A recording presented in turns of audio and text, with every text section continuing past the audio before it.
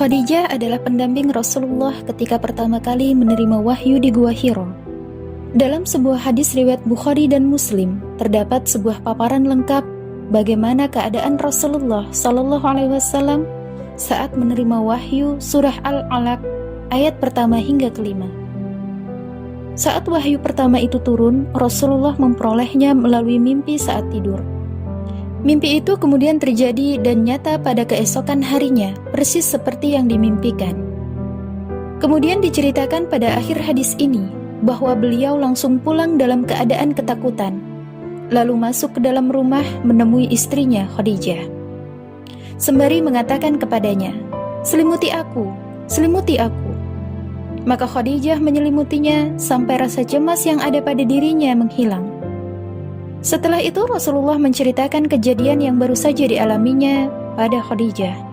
"Sungguh, aku sangat khawatir terhadap keselamatan diriku." Lalu Khadijah menenangkan sang suami tercinta. "Demi Allah tidak. Allah tidak akan mencelakaimu karena engkau adalah orang yang suka menyambung tali silaturahim, membantu orang, menyantuni fakir, memuliakan tamu, dan senang membantu."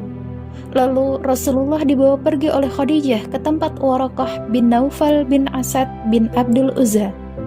Saat itu Waraqah sudah berusia lanjut, seorang Nasrani, anak dari paman Khadijah.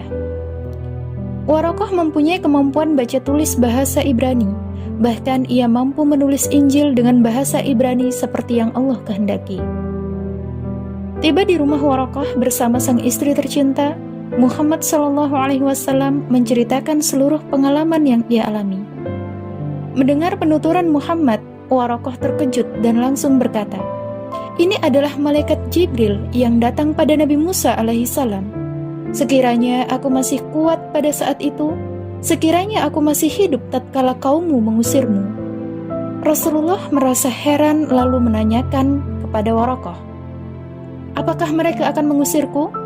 Waraqah menjawab, "Tidak ada seorang pun yang datang dengan membawa seperti apa yang engkau bawa, melainkan pasti akan mendapatkan cobaan.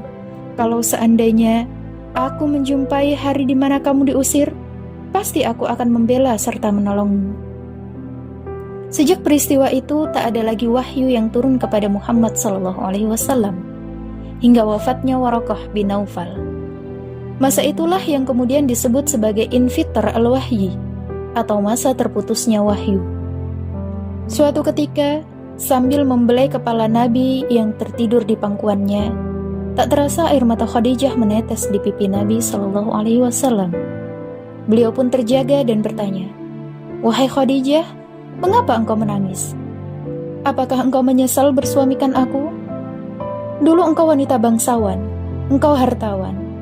Namun hari ini engkau telah dihina orang. Semua orang telah menjauhimu. Seluruh kekayaanmu habis." Dengan lemah lembut Khadijah menjawab, "Wahai suamiku, wahai Nabiullah, bukan itu yang kutangisi. Dulu aku memiliki kemuliaan, kebangsawanan, dan harta kekayaan. Tapi semua telah aku serahkan untuk Allah dan Rasul-Nya. Sekarang aku tak punya apa-apa lagi. Tetapi engkau masih harus terus memperjuangkan agama ini.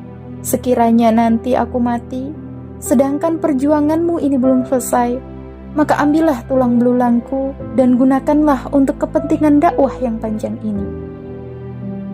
Khadijah, aina mislu Khadijah? Adakah perempuan seperti Khadijah? Di mana aku mencari perempuan seperti Khadijah? Bahkan Rasulullah Shallallahu Alaihi Wasallam ketika telah menaklukkan kota Mekah, beliau tidak memilih tinggal di sebuah rumah, namun Rasulullah mendirikan sebuah tenda di samping makam Khadijah. Khadijah binti Khuwailid radhiyallahu anha meninggal pada bulan Ramadan 10 tahun setelah kenabian. Beliau dimakamkan di Hajjun, dan tahun kematiannya disebutkan dalam sirah Nabi dengan tahun kesedihan. Kesedihan yang sangat mendalam yang dirasakan oleh Rasulullah saat harus berpisah dengan istri tercintanya, Khadijah binti Khuwailid radhiyallahu anha.